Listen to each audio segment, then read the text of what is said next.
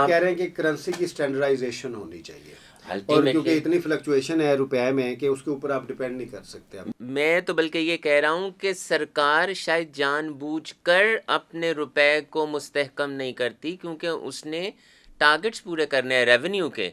अगर हम हमारी इंपोर्ट तो वही है। अगर फर्ज करें कि रुपया डिवेल्युएट होता है 20% और एफबीआर अपना टारगेट पूरा करता है, टारगेट बढ़ा के भी पूरा करता है, तो एक्चुअली तो उसकी वर्थ कम हुई ना, पर दे विल बी सेलिब्रेटिंग कि हमने अपना टारगेट पूरा किया। जी बिल्कुल, मैं यही कह रहा हूँ। अगर आप, मैं मिसाल उसकी यही देने लगा था कि अगर $1 के एवज़ आपका 200 रुपया हो और $1 के एवज़ आपका 300 रुपया हो, तो चूंकि आपने टारगेट रुपीज़ में पूरे करने हैं, तो इंपोर्ट स्टेज पे, हमारे इंपोर्ट स्टेज पे ज़्यादा आपकी कलेक्शन होती है, तो आपके तो वहाँ टारगेट्स पूरे हो गए।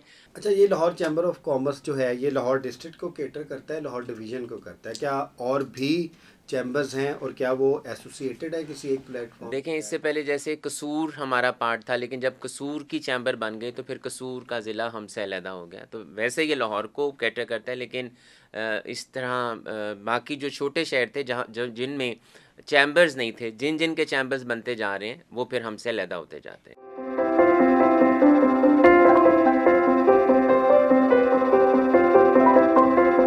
बिस्मिल्लाहिर्रहमानिर्रहीम।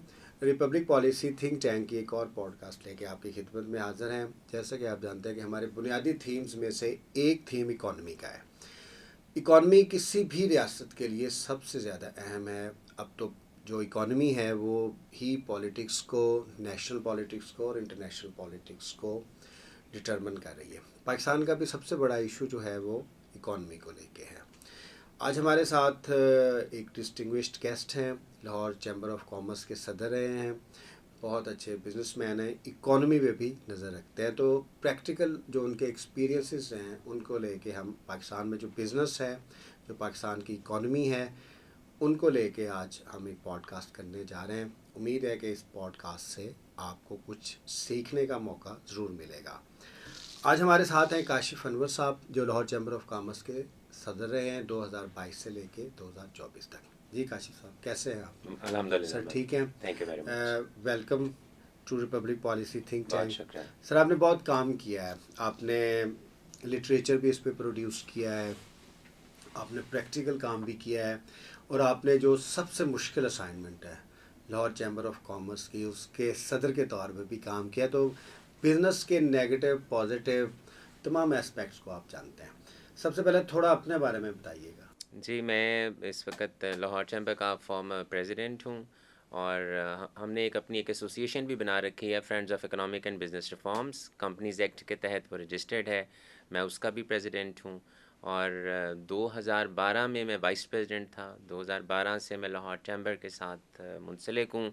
अपना बिज़नेस है, इसलिए थोड़ा सा इकॉनमी और टैक्सेशन पे बात इसलिए कर लेता हूँ क्योंकि जो बिज़नेस में रोज़ प्रॉब्लम्स आते हैं, उनको फेस करने के लिए जो भी सॉल्यूशंस चाहिए होते हैं, तो इस वजह से मैं ज़रा इस पे बेहतर बात कर लेता हूँ। थोड़ा सा लाहौर चैम्बर्स ऑफ कॉमर्स के बारे में भी बताइएगा, क्योंकि एक ये आप कह सकते हैं कि एक इंटरनल एसोसिएशन है, आम लोगों को इसके बारे में नहीं पता, तो थोड़ा सा इसका भी तारुफ करवा दीजिएगा, इसकी ज़रा ओरिएंटेशन थोड़ा बताइएगा हमारे नाज़रीन के लिए। देखिए, मैं नॉर्मली इसका इंट्रोडक्शन इस तरह से देता हूँ कि स्टेट और स्टेक होल्डर्स के दरमियान में एक ऐसा लिंक है जिसने कम्युनिटी की आवाज़ को स्टेट तक पहुँचाना है। क्योंकि हमारे जो एसएमई क्लास है, हमारे ट्रेडर्स हैं, बहुत से हमारे इम्पोर्टर्स की बात भी अगर आप कर लें तो वो उनकी रसाई सरकार तक नहीं होती। तो लाहौर चैम्बर एक ऐसा प्लेटफॉर्म है कि अगर आप यहाँ पर आकर अपनी आवाज़ को उठाएं तो डिपार्टमेंट्स आपकी बात को सुनते भी हैं, उसकी कदर भी होती है और वो रिजॉल्व भी होते हैं। अल्टीमेटली आप प्रोविंशियल गवर्नमेंट्स और फेडरल गवर्नमेंट्स तक भी आपकी रसाई होती है, तो वो आपकी बात बेहतर तरीके से सुनी जाती है। अच्छा, ये लाहौर चैम्बर ऑफ कॉमर्स जो है ये लाहौर डिस्ट्रिक्ट को केटर करता है, लाहौर डिवीज़न को करता है, क्या और भी चैम्बर्स हैं और क्या वो एसोसिएटेड है किसी एक प्लेटफॉर्म? देखें, इससे पहले जैसे कसूर हमारा पार्ट था, लेकिन जब कसूर की चैम्बर बन गई तो फिर कसूर का ज़िला हमसे अलहदा हो गया। तो वैसे ये लाहौर को कैटर करता है, लेकिन इस तरह बाकी जो छोटे शहर थे जहाँ जिनमें चैम्बर्स नहीं थे। जिन जिन के चैम्बर्स बनते जा रहे हैं वो फिर हमसे अलहदा होते जाते हैं। लेकिन तादाद के लिहाज से, बिजनेस के लिहाज से जो लाहौर चैम्बर ऑफ कॉमर्स है वो डोमिनेट करता है पंजाब के जितने। जी, पंजाब में बल्कि मैं तो समझूंगा कि कभी कराची पहले होता है और कभी लाहौर चैम्बर पहले। हमारे अभी भी कोई 40,000 से ज़्यादा मेंबर्स हैं, और जो और मेंबर वो तब तक नहीं बनता जब तक वो टैक्स पेड ना हो। तो इसलिए फर्म होनी चाहिए, जी, फर्म होनी चाहिए। कंपनी होनी चाहिए। चले हम अब प्रोग्राम को आगे लेके बढ़ते हैं। पाकिस्तान की जो मौजूदा इकॉनमी है उसके डिफरेंट जो स्ट्रक्चर्स हैं, डिफरेंट लेवल्स हैं, उसका थोड़ा इंट्रोडक्शन बताइएगा। देखिए, बात यह है कि इस वक्त जो भी आपका शख्स जो कारोबार कर रहा है वो परेशान है। और वो क्यों परेशान है? क्योंकि उसको ये पता ही नहीं कि उसके साथ कल होना क्या है। उसको कल ये नहीं पता कि एक तो हम ताजिर कम्युनिटी का सबसे बड़ा जो राबता रहता है वो एफबीआर के साथ रहता है, पीआरए के साथ रहता है। उसके बाद फिर हमारे बाकी डिपार्टमेंट्स आते हैं, जिसमें एनवायरनमेंट डिपार्टमेंट आता है, आपके एलडी आता है, या दूसरे जो डिपार्टमेंट्स हैं प्रोविंशियल या आपके फेडरल हैं। हमें अब ये नहीं पता होता कि कल को आपका कौन सी रेगुलेशन आ जानी है। अब मैं अगर आपको इस तरह से ये कहूँ कि जो इस वक्त हम सबसे बड़ी प्रॉब्लम फेस करते हैं वो इन्फ्लेशन की कर रहे हैं कि महंगाई बहुत ज़्यादा है। दूसरा, डिवेल्यूएशन की हमने बहुत बड़ी अभी पॉलिसीज़ पे रहते हैं। अब ये कहना चाह रहे हैं कि जो पॉलिसीज़ हैं और जो उनकी इम्प्लीमेंटेशन है वो इनकन्सिस्टेंट रहती है। हमें ना पता है कि कैसे पॉलिसी आनी है, ना हमें ये पता है कि कब आ जानी है। अब अगर हम ये बात करें कि बजट कब आता था, जब बजट आज से 10-15 साल पहले बजट आता था तो ये पता होता था कि 1 साल तक इसको इम्प्लीमेंट करवाना है। अब तो रोज़ एक एसआरओ आ रहा होता है, और हम यहाँ पर सिर्फ हमारा जो एक ऑब्जेक्टिव है वो टैक्स बेस को बढ़ाना है, बस। रिग्रेसिव है, इसके अलावा और कुछ नहीं हमारी है। इकॉनमी रिग्रेसिव खड़ी है कि टैक्स बेस को बढ़ाएं, टैक्स कलेक्शन करें, ग्रोथ मैटर नहीं करती। हमें, चूंकि इसका जो मैं समझता हूँ कि अगर हमारे टारगेट्स डॉलर्स में होते तो शायद हम अपनी पॉलिसी बनाते वक्त ज़रा डिफरेंट तरीके से सोचते। हम चूंकि रुपीज़ में बनाते हैं, पिछले साल हमने 11,000 अरब रुपया इकट्ठा किया, अगले साल हमने अब 13,000 अरब रुपया इकट्ठा करना है। इर्रिस्पेक्टिव ऑफ द फैक्ट कि आपकी इकॉनमी चलती है, इंडस्ट्री चलती है, नहीं चलती है, आपने कलेक्शन कैसे ज़्यादा करनी है। आप कह रहे हैं कि करेंसी की स्टैंडर्डाइजेशन होनी चाहिए, और क्योंकि इतनी फ्लक्चुएशन है रुपए में कि उसके ऊपर आप डिपेंड नहीं कर सकते। मैं तो बल्कि ये कह रहा हूँ कि सरकार शायद जानबूझकर अपने रुपए को मुस्तहकम नहीं करती, क्योंकि उसने टारगेट्स पूरे करने हैं रेवेन्यू के।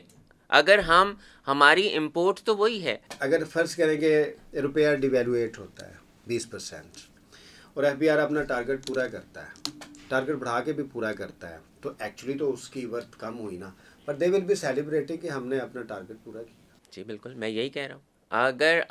मैं मिसाल उसकी यही देने लगा था कि अगर $1 का एवज़ आपका 200 रुपया हो और $1 का एवज़ आपका 300 रुपया हो, तो चूंकि आपने टारगेट रुपीज़ में पूरे करने हैं, तो हमारे इंपोर्ट स्टेज पे ज़्यादा आपकी कलेक्शन होती है, तो आपके तो वहाँ टारगेट्स पूरे हो गए। अब आप हर चीज़ तो इंपोर्ट कर रहे हैं। अगर आप अपनी करेंसी को स्ट्रेंथन कर देंगे तो आपका जितना फ्यूल का इंपोर्ट है, अगर $18 बिलियन का भी फ्यूल का इंपोर्ट है, तो उस पर आपने जितने टैक्सेस लेने हैं वो तो आपको रुपीज़ में मिलेंगे। अगर वो आपकी करेंसी स्ट्रांग हो जाएगी तो आपके रेवेन्यूज़ पूरे नहीं होंगे। जो हमारा इकॉनमी का भी हम लेजिस्लेशन और डेलीगेटेड लेजिस्लेशन की बात करते हैं, जैसे आपने एसआरओ की बात की, जो that is a part of delegated legislation, जो हमारी लीगल रजीम है, लॉ रजीम है, आप समझते हैं या आप ये कहना चाह रहे हैं कि ये पाकिस्तान में बिजनेस का बुनियादी चैलेंज है? अल्टीमेटली हम देखें, जब तक आप कवानीन को स्टेक होल्डर्स के साथ मिलकर उनकी प्रॉब्लम्स को समझ के नहीं बनाएंगे, तब तक आप उन्हें इम्प्लीमेंट नहीं कर सकते। आपको ये नहीं पता कि हम इस वक्त प्रॉब्लम क्या फेस कर रहे हैं। मैं उसकी छोटी सी मिसाल देता हूँ। जब लाहौर चैम्बर में मैं आया तो मैंने ये कहा कि चूँकि आपको डॉलर्स चाहिए हैं, तो ऐसे डॉलर्स जो हम पाकिस्तानियों के पास पड़े हैं, आप कुछ ऐसा करें कि in spite of going to IMF या दूसरी एजेंसीज के पास है डॉलर, जिनसे आपने $1 बिलियन लेकर आना है, तो आप क्यों नहीं एक ऐसी पॉलिसी दे देते कि जो डॉलर्स आपके मुल्क के अंदर पड़े हैं वो आपके बैंक के अंदर आ जाएं, या जो डॉलर्स आपके मुल्क से बाहर जाते हैं वो मुल्क से बाहर ना जाएं। This is a common sense कि जो मेन स्टेक होल्डर है वही मेन कैपेसिटी भी प्रोवाइड करेगा। तो जो हमारी लीगल रजीम है उसमें जो बुनियादी स्टेक होल्डर है, जो बिजनेसमैन है, मैन्युफैक्चरर है, ट्रेडर है, जो भी उसके फॉर्म्स हैं, उनकी कंट्रीब्यूशन ज़रूरी है। जी, अल्टीमेटली अब मैं उसकी फिर यहाँ पर छोटी सी मिसाल ये दूंगा कि चूंकि हमारा सारा दारोमदार जितनी भी रेवेन्यू कलेक्टिंग अथॉरिटीज़ हैं उनका इस पे होता है कि हमने कैसे स्क्वीज़ करना है और हमने नेक को टाइट कैसे करना है। हमने ठीक है रेगुलेट करना चाहिए है, हमने रेगुलेट कैसे करना है उसकी छोटी सी मिसाल दूंगा कि पिछले साल सितंबर तक ऐसे ट्रेडर्स जिनको सेल्स टैक्स में आना चाहिए था उसकी लिमिट थी 10 करोड़ रुपए की। अब दिसंबर में कानून आता है कि हमने उसकी लिमिट को 2 करोड़ रुपया कर दिया है। अब आपको ये पता ही नहीं है कि ये इम्प्लीमेंट हो सकेगा या नहीं हो सकेगा। और दूसरी तरफ कानून ये कहता है कि आपका जो भी रजिस्टर्ड पर्सन है आपने उसे सप्लाई करनी है। अब रजिस्टर्ड पर्सन में ऐसे लोग भी हैं जो इनकम टैक्स में भी रजिस्टर्ड हैं और सेल्स टैक्स में भी रजिस्टर्ड हैं। अब जो इनकम टैक्स में रजिस्टर्ड हैं वो इसलिए टैक्स नेट के अंदर नहीं आते क्योंकि उन्हें बहुत डिपार्टमेंट से बहुत सा खौफ है। अब जब वो टैक्स नेट के अंदर आते हैं तो उनके लिए प्रॉब्लम्स वहाँ खड़ी हो जाती हैं। अच्छा सर, फिर रेवेन्यू जनरेशन का जो असल कॉन्सेप्ट तो ये है ना कि आप इकॉनमी का साइज़ बढ़ाएं, बिजनेस को ग्रो करें, मैन्युफैक्चरिंग कंसर्न्स को ग्रो करें, रादर दैन के जो एग्जिस्टिंग हैं उनको स्क्वीज़ करें और उनसे ज़्यादा से ज़्यादा पैसे। मैं समझता हूँ कि हमारी पॉलिसीज़ के साथ साथ कुछ अल्लाह ताला भी हमसे नाराज़ हैं।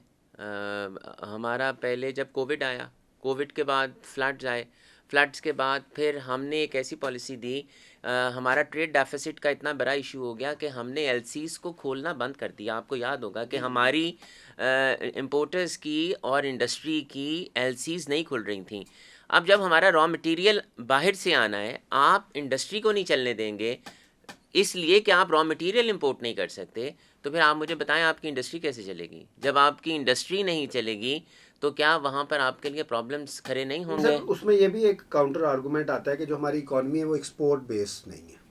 देखें तो हमें उसको देखना है। इकॉनमी है और इंपोर्ट बेस है, दो कॉन्सेप्ट हैं। हम इस वक्त क्या कहते हैं कि हमें अपनी एक्सपोर्ट को बढ़ाना है और मैं ये कहता हूँ कि आप अपनी इंपोर्ट को कम करें by industrialisation, by giving more and more facilities to the existing industry. तो अगर हम एक्सपोर्ट को नहीं बढ़ा रहे तो इसमें क्या उस इंडस्ट्री का कसूर है कि जो यहाँ पर लगी है या वो काम नहीं कर रही। अगर हम एक्सपोर्ट को बढ़ाना चाहते हैं तो क्या हम उस इंडस्ट्री को बंद कर देंगे। एक्सपोर्ट कौन करेगा? जब आपकी इंडस्ट्री चलेगी तो एक्सपोर्ट होगी ना। आप रॉ मटेरियल नहीं आने देंगे, आप बिजली महंगी देंगे, आपका इंटरेस्ट रेट ज़्यादा होगा, तो आपकी क्या इंडस्ट्री चलेगी? आपकी इंडस्ट्री तो नहीं चलेगी। हमें इस बात पे देखना है कि हमने एग्जिस्टिंग इंडस्ट्री को क्या क्या फैसिलिटीज़ देनी है। बेहतर लेजिस्लेशन से और डीरेगुलेशन से और सिंप्लीफिकेशन ऑफ लॉ से, लॉ रजीम्स जितनी भी हैं और जो स्टेक होल्डर्स हैं उनकी इनपुट से चीज़ें बेहतर हो सकती हैं। मैं तो ये कहता हूँ आप जितने मर्ज़ी कवानीन बनाइए, आप पहले अगर 10 का कानून है आप 20 कानून बना दें, लेकिन जो रेवेन्यू कलेक्टर है उसके इख्तियारात को कम कर दीजिए। आप सिर्फ उसे अकाउंटेबल कर दीजिए। इस वक्त कानून क्या है कि आपका अगर कोई भी टैक्स का असेसमेंट हुआ है तो आपने जाना है कमिश्नर अपील के पास, उसके बाद ट्रिब्यूनल में और उसके बाद हाई कोर्ट में। पिछले दिनों कानून क्या बना? कानून ये बना कि आपने 2 टीयर्स को बीच में से गायब कर दिया कि जिसकी असेसमेंट 2 करोड़ तक की है, एक तरफ से आपने ट्रिब्यूनल को ख़त्म कर दिया और एक तरफ से आपने कमिश्नर अपील को ख़त्म कर दिया। अब वहाँ से वो 2.7 बिलियन रुपीस को लेने के लिए आपने शायद इतने ही पैसे और इकट्ठे कर दिए हैं। इस वक्त बहुत ज़्यादा आपने लेजिस्लेशन को आपने मुश्किल कर दिया और इस वक्त आपकी बहुत सी लिटिगेशंस इस वक्त और ज़्यादा आपके पास आ गई है। अच्छा सर, इसमें very interestingly being a civil servant मैं जानता हूँ कि जो असेसमेंट ऑफ इनकम है वो मुश्किल काम है और पाकिस्तान में जो असेसमेंट ऑफ इनकम है वो मुश्किल काम के साथ साथ उसमें बड़ी करप्ट प्रैक्टिसेस भी इन्वॉल्व हैं।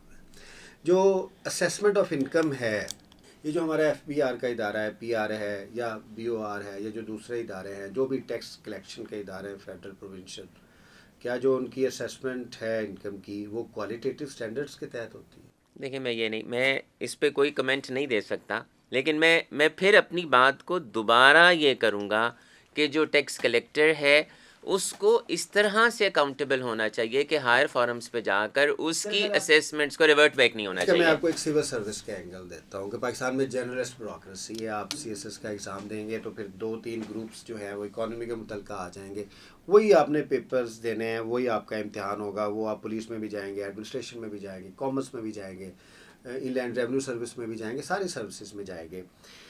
दे are not professional, they are journalist. और फिर सारी जो है पूरी एफबीआर की रजीम या इवन पीआरए की या दूसरी रजीम्स इन लोगों ने चलानी है। तो व्हाट थिंक टैंक रिप्रेजेंट्स के पाकिस्तान में स्पेशलाइज्ड सर्विसेज होनी चाहिए।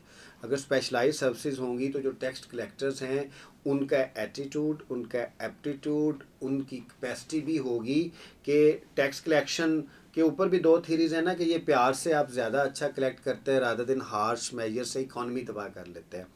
तो आप समझते हैं कि इन इदारों की कैपेसिटी बेहतर होनी चाहिए? देखिए, capacity building is very important. हम ये बात कर रहे हैं कि कमाऊ पूत कौन है।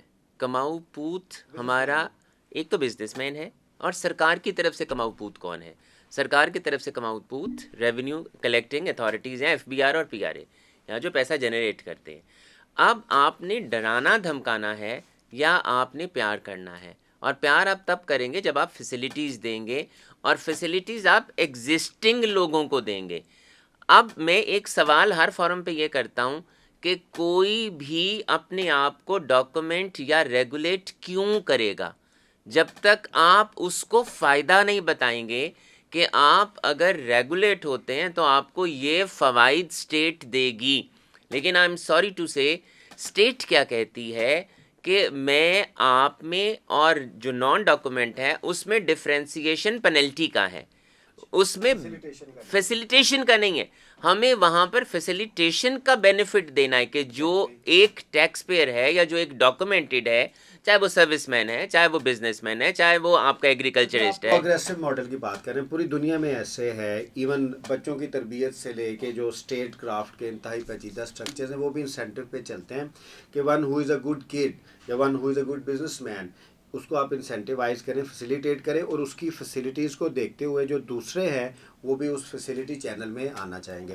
अच्छा, इससे आगे चलते हैं। अब private sector, business is private sector, government business नहीं करती, पॉपुलर चीज़ें हैं। अब तो ये कहा जाता है कि गवर्नमेंट बिजनेसेस को रेगुलेट भी नहीं करती।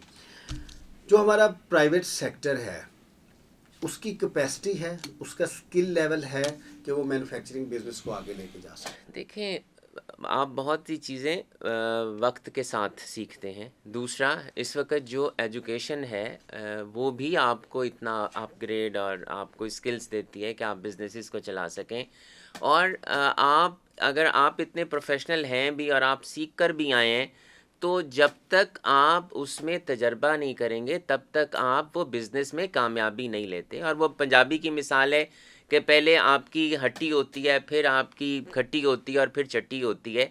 उसमें आपको तजर्बे करने पड़ते हैं। Business doesn't means the profit. आपको उसमें बहुत, और मैं तो एक बात ये भी कहता हूँ कि मार्केटिंग के 4 वो है 4 P's होते हैं, product, price, place and promotion. मैंने पढ़े भी, लेकिन मैं आज तक 20 साल के तजर्बे के बाद भी उसको अप्लाई नहीं कर सका, क्योंकि it varies from society to society and it varies from case to case.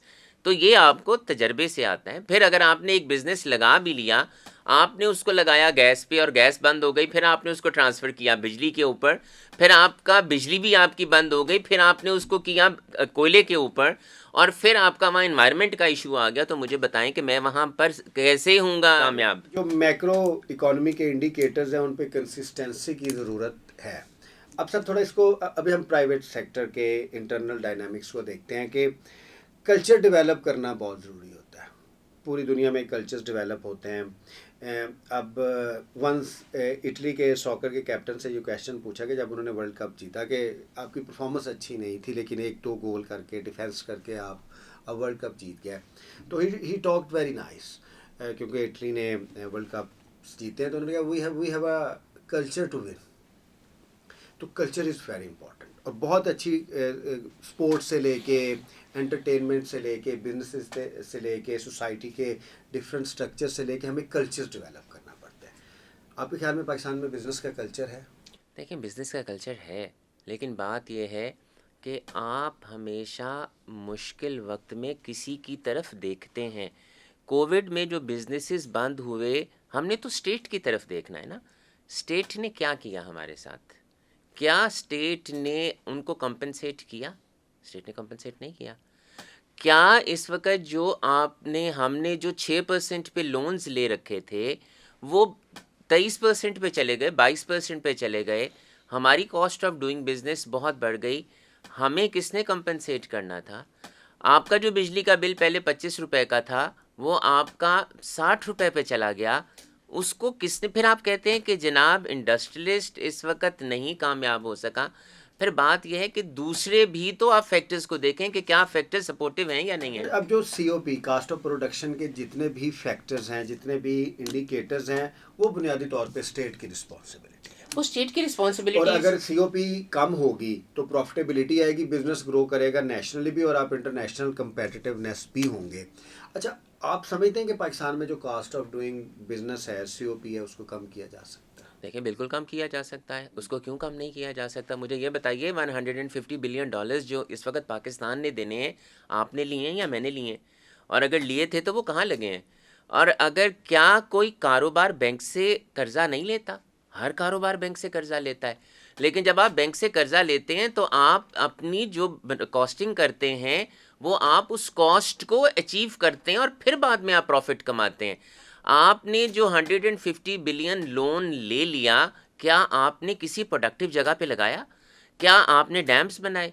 क्या आपने कोई इंडस्ट्रियल पार्क्स बनाए? सीओपी की पहले फैक्टर की बात करते हैं, एनर्जी सिक्योरिटी की सबसे ज़्यादा बात होती है। अब पाकिस्तान में कहा जाता है कि बहुत पोटेंशियल है एनर्जी का, इवन हाइडल एनर्जी का 50,000 मेगावाट का पोटेंशियल है। वो हम नहीं बना सकते, वो अलहदा बात है। फिर सोलर है, विंड है, सारा कुछ है, दुनिया ये कर रही है। तो जब तक हमारी एनर्जी ही सस्ती नहीं होगी, रिलायबल नहीं होगी, तो सीओपी तो नीचे नहीं आएगी ना। इसमें अगेन गवर्नेंस फेलियर आता है। देखें, अगर मैंने सिर्फ इस बात का 2000 अरब रुपया हर साल का देना है कि मैं इतनी बिजली प्रोड्यूस कर सकता हूँ, बिजली देता नहीं, मैं सोच का देता हूँ। हमारी स्टेट सोच का देती है कि हम इतने मेगावाट बिजली प्रोड्यूस कर सकते हैं, तो वो कॉस्ट किसे बेयर करनी है, आपने या मैंने? तो अगर हम अपने देखें, हम क्या करते हैं किसी भी बिजनेस को चलाने के लिए या घर को चलाने के लिए, या आप अपनी इनकम को बढ़ाते हैं या आप अपने एक्सपेंडिचर्स को कम करते हैं। आप ज़रूर इनकम्स को बढ़ाइए। हमने अपने एक्सपेंडिचर्स को कहाँ कम किया है? ये भी अब आकर शोर मचाना कि हम जो कैपेसिटी पेमेंट के चार्जेस के देते हैं 2000 अरब रुपया, कब से दे रहे हैं? और हम वो पैसा दे रहे हैं और हम लोन्स ले रहे हैं। अगर यही पैसा जितना हमने दिया पावर सेक्टर में इन्वेस्ट होता, तो हमारी जो एनर्जी की ज़रूरियात है वो पूरी हो सकती। हो गया होता। और हम आज भी काला बाग डैम पे बात करने से डरते हैं। हम क्यों डरते हैं आज भी? हमें अपनी ज़ात से और अपने कबीलों से निकल के अगर हम पाकिस्तान को बचाना चाहते हैं, तो फिर हमें पाकिस्तान का सोचना होगा। वाटर रेजर्वायर्स बहुत सारे हैं हमारे पास, बहुत 50,000 स्टडीज़ हैं। बल्कि कुछ स्टडीज़ तो डिफरेंट हैं कि इंडस में इतना पानी है ज़राअत के लिए भी, और इतना पोटेंशियल है इलेक्ट्रिसिटी पैदा करने के लिए। सिर्फ दरिया की बात कर रहा हूँ कि वो पाकिस्तान के लिए सफिशेंट हो सकता है अगर एफिशिएंसी के ऊपर काम किया जाए। Sir, coming back to the role of bureaucracy, लेकिन मैं एक बात और ज़रूर करना चाहूँगा। हमने क्लाइमेट चेंज पे क्या किया? पाकिस्तान इस वक्त सबसे बड़ा फैक्ट्री है क्लाइमेट चेंज का। हम क्लाइमेट चेंज पे जाकर जो सैलाब ज़्यादा आ रहे हैं, क्लाइमेट चेंज हो रहा है। सर वो क्लाइमेट इकोनॉमी की बात करते हैं। अच्छा, बोला। व्हेन यू टॉक गवर्नमेंट, तो सिंपली यू टॉक ब्यूरोक्रेसी। क्योंकि पॉलिटिकल एग्जीक्यूटिव का तो शायद इतना रोल नहीं है। You are meeting different advisers, you are meeting secretaries, you are meeting their technical staff, the bureaucracy. Pakistan की इकॉनमी में ब्यूरोक्रेसी का जो रोल है, कैपेसिटी से लिहाज से लेके दूसरी प्रैक्टिसेस तक, वो पॉजिटिव है, नेगेटिव है, कैसा है? Again it varies. देखें, हम हर तरह से डिपेंडेंट तो ब्यूरोक्रेसी के ऊपर है ना। हमने किसी भी डिपार्टमेंट में जाना है, चाहे वो आपका एनवायरनमेंट का डिपार्टमेंट भी है, चाहे वो आपका एफबीआर है, चाहे वो आपका पीआरए है, चाहे वो आपका लेबर है, चाहे वो आपका सोशल सिक्योरिटी है, आपने किसको मिलना है जाकर? आपने किसको अपनी रुवेदाद सुनानी है? किसने चैम्बर में आना है? ब्यूरोक्रेट नहीं आना है ना, और उसने आगे बात पहुंचानी है। लेकिन बात यह है, ब्यूरोक्रेट शायद इतना बुरा नहीं होगा, पॉलिसी मेकर कौन है? हमें उस ब्यूरोक्रेसी की बात करनी है जो पॉलिसी बना रहा है। क्या वो पॉलिसी अच्छा, मैं क्योंकि I am also part of civil service, तो I have a different point of view. You may not, जो पर्सपेक्टिव है ब्यूरोक्रेसी का बिजनेस को लेके, पर्सपेक्टिव है ना डिफरेंट, बिजनेसमैन का बिजनेस को लेके पर्सपेक्टिव डिफरेंट है, दैट मे बी और that likely to be a genuine perspective. Consumer का है, दूसरा है ब्यूरोक्रेसी का बिजनेस को लेके जो पर्सपेक्टिव है ना, I am not talking about their intention, I am talking about their capacity, that is not up there, मिलता नहीं है वो, उसकी एसिमिलेशन नहीं हो सकती। देखें, चला कौन रहा है इस वक्त, मुल्क कौन चला रहा है? Pakistan is a coded society, Pakistan को सरकारी मुलाजमीन चला रहे तो हैं। बस बात तो ये है, चाहे आप मुकरना देखें, जुडिशरी देखें, चाहे आप एग्जेक्टिव देखें, पाकिस्तान कोडेड सोसाइटी है और सारी पावर सरकारी मुलाजमीन के पास है। तो मैं एक आम सोसाइटी का आदमी होते हुए अगर मैं कह भी दूं कि मुझे उनसे बहुत सा इख्तलाफ है, तो मुझे कितने नफलों का सवाब है कि मैं ये कहूं कि वो बुरे हैं।